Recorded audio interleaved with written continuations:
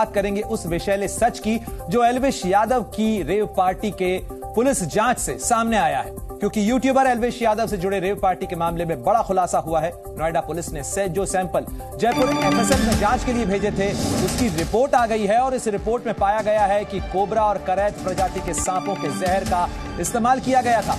आपको बता दें कि पिछले साल नवंबर महीने में नोएडा पुलिस ने फेमस यूट्यूबर एल्विश यादव समेत सपेरों के खिलाफ सेक्टर 49 में मुकदमा दायर किया था और साथ ही ये जो पूरी प्रक्रिया है ये पीएफए एक जो संगठन है उसकी तरफ से दायर शिकायत के बाद की गई थी, जिसके अंदर जो सैंपल्स थे रेव पार्टी से लिए गए वो कथित सैंपल भेजे गए थे, जयपुर एफएसएल में भेजे गए थे और अब उसकी रिपोर्ट जो सामने आई है उसमें इस बात की पुष्टि हुई है। आपको बता दें कि यूट्यूबर एल्विश यादव ने इन तमाम आरोपों से इनकार किया था।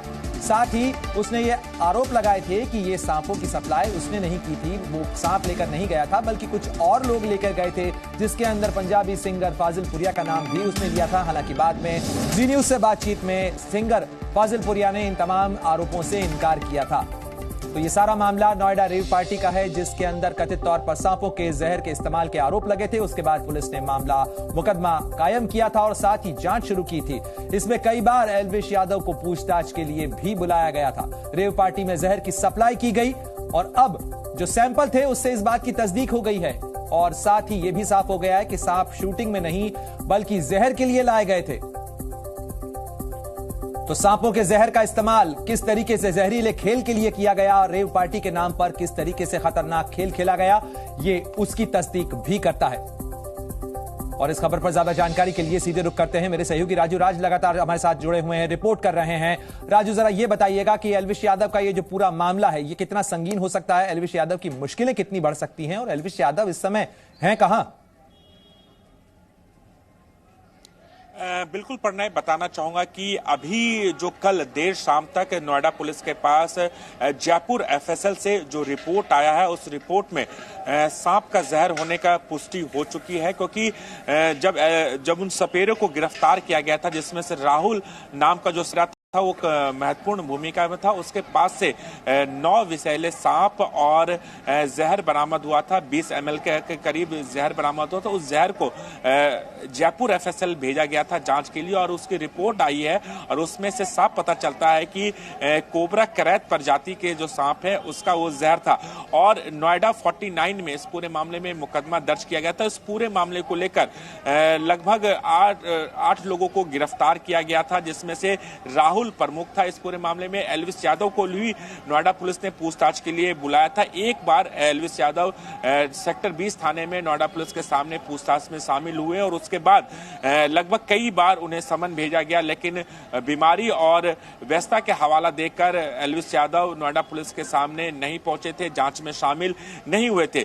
चूंकि नवंबर महीने में इस पूरी घटना को अंजाम दिया गया था, नवंबर महीने में ही बिल्कुल नवंबर महीने के अंदर इस पूरे मामले की जांच शुरू की थी राजूराज। लेकिन अगर बात की जाए कि अब एफएसएल की रिपोर्ट आने के बाद जो पुलिस का पूरा मुकदमा है वो कितना मजबूत होता है और क्या इसके बाद पुलिस जो है पूछताछ के लिए एल्विश यादव को एक बार फिर बुला सकती है?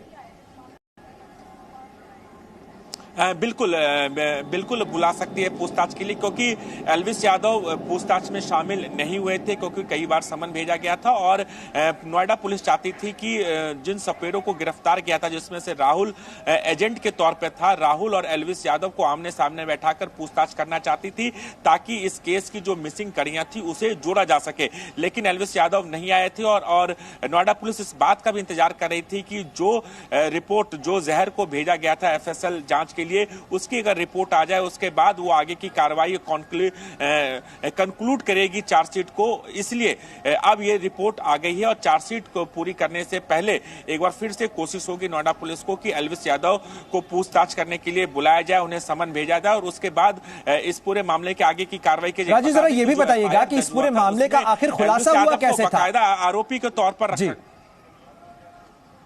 देखिए, इस पूरे मामले का खुलासा ऐसे हुआ था कि पीएफए की तरफ से एक शिकायत नोएडा पुलिस को दी गई थी और ये आरोप लगाया गया था पीएफए की तरफ से कि एल्विश यादव और इस जैसे तमाम कई ऐसे बड़े सेलिब्रिटी हैं जो फार्म हाउसेज में रेव पार्टी ऑर्गेनाइज करते हैं और वहां पर वैसे प्रतिबंधित सांपों को सपेरों के द्वारा, एजेंटों के द्वारा वहां पर लाया जाता है और स्नैक बाइट कराया जाता है और सांपों का जहर का इस्तेमाल रेव पार्टी में किया जाता है। इसी को तस्दीक करने के लिए पीएफए के टीम ने एक ट्रैप बिछाया। उन ट्रैप के जरिए एजेंट राहुल से उनकी बातचीत हुई। उन बातचीत को बाकायदा रिकॉर्ड किया गया और उसके बाद इन सपेरों को नोएडा 49 में ही एक बैंक्वेट हॉल में बुलाया गया।